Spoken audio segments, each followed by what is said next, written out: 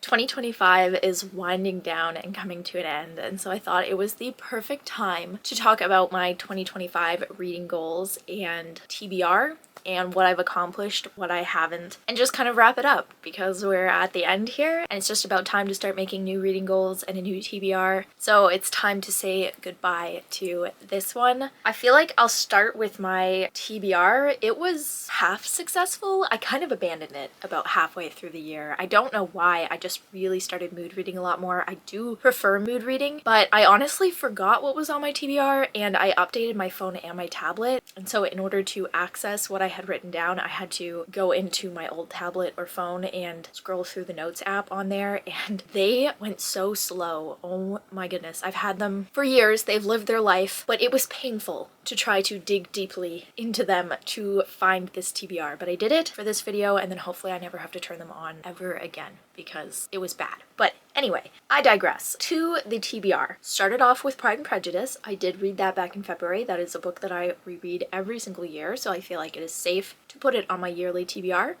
The next book was John Gibbon's autobiography. I think it's simply called Gibby. I didn't get to that one. I meant to. The intentions were there. Unfortunately, I feel like I just wasn't in the mood. Next was Patrick Stewart's autobiography. I did, in fact, listen to this. I listened to it as an audiobook, I think back in January or February. I don't even know. It's been a bit, but that one was really good. Next was A Dowry of Blood. I have been saying I'm going to read this book for literal years now, and I still haven't got to it. I even put it on my October spooky season TBR, and that was the only book I didn't get to on that TBR. So I think I might just say screw it next year and just read it whenever I feel like it and not save it for October, but I mean, we'll see. There's so many books in the world to read. Next was My Pen is the Wing of a Bird. I definitely did not get to that one. Then we had Alone with You in the Ether by Olivia Blake. Still haven't read an Olivia Blake yet. I have like 5 of her books and I haven't read a single page of her writing, so should probably get on that. Then Cleopatra and Frankenstein by Coco Mellors. Didn't read that one. I'll Come to You by Rebecca Kaufman. I did listen to that audiobook actually. It was an ARC and it was mid, I think. I don't really remember much that happened, so I feel like that definitely wasn't the greatest thing I'd ever read. I wanted to read 2 of Cassandra Clare's books, the only books by her that I have not read yet. Still haven't read them. Butcher and Blackbird and Leather and Lark. I did read those 2 books by Brynne Weaver, and I also read the third, Scythe and Sparrow. So I feel like that's a win. I read those plus more. That's gotta count for something. The Picture of Dorian Gray. I didn't get to it. I meant to.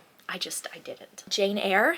I did read that one. It was a chunky book and it ended up being 4 stars. I really liked it. I just didn't really like the last 25% of it, I'd say, but I did finally read it. The Goodbye Cat. I didn't read that one. All's Well by Mona Awad. I didn't read that one either. Lore Olympus 6 and 7. I did read those. I don't remember when, but I definitely did read them. And The Addams Family and Evolution was the last book on my TBR, and I did read that one. So I read like half, maybe, of the books on my TBR. Not the greatest. Like I said, I did abandon it. And I think if I've learned anything from this year's TBR and reading goals that I would carry into next year is that I am definitely more of a mood reader, and so chunky TBRs aren't for me. It's nice to kind of have goals in moderation. I think I should probably tone it down for 2026. So now to the actual goals. One of them was read more arcs, maybe like 1 a month. I definitely did not read 1 a month, but I want to say I read at least like 6. At least. I honestly don't remember, and I don't have access to what I've read right now, but I'm gonna say it was at least 5 or 6, and I really enjoyed that. That's something I would definitely do again as a goal because it is fun to branch out and read arcs, especially by authors that aren't really mainstream and I probably wouldn't really hear about otherwise. The next goal was DNF books that aren't bringing me joy. I have gotten a smidge better at this. I want to say I DNF'd at least 1 book this year. I can think of it. It was the one with the eyeball on it. Mayfly.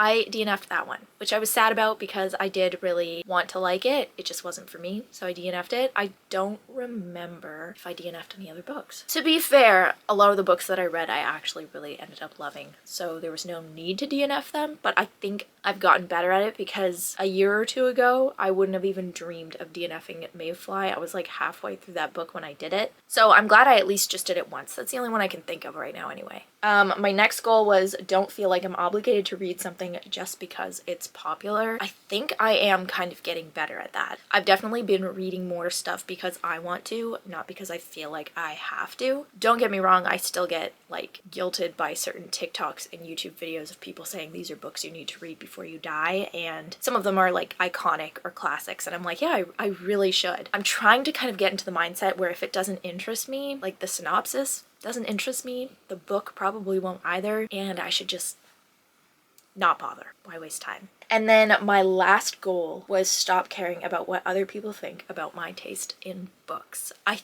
think that I have gotten better with that for sure, especially talking to people in real life about what I read. Normally if I know the person and they ask what I'm reading at the moment, I will tell them whether or not I think they'd be interested in it before I start talking about it. So sometimes if I'm talking about a gruesome horror that I'm reading at the time and I know the person that I'm talking to does not like horror at all, I normally start it off by saying, well, it's one I don't think that you would enjoy, but it's about this. And they can judge me all they want to, honestly. They asked, you got your answer. The same goes for romance. I think there is a lot of like judgment, I'm gonna say, surrounding the romance genre. Some people swear that reading romance is not really reading. I disagree. It's reading. And you should read whatever you want to read, whatever you enjoy. And I've gotten a little bit better at admitting that I really enjoy romance and telling people that I know in real life that I am reading a smutty romance book. Definitely a lot of judgment surrounding that genre in particular, for sure. Some people are so, I don't want to say snobby, but like pretentious that they act like if you're not reading a classic at all times, then you're not really reading. And that is the furthest thing from the truth. Honestly, read what you want to read and what you enjoy. And as long as you're enjoying yourself, that's all that matters. It took me long enough to figure that out, but I do feel like I'm kind of in a place where I don't really care. If someone doesn't like what I'm reading, they can have their opinions and I have mine, and at the end of the day, what they think isn't going to sway whether I like that book or not. But that was it for my 2025 TBR and reading goals. I cannot believe we're at the end of this and I just said that sentence. 2026 seems like a super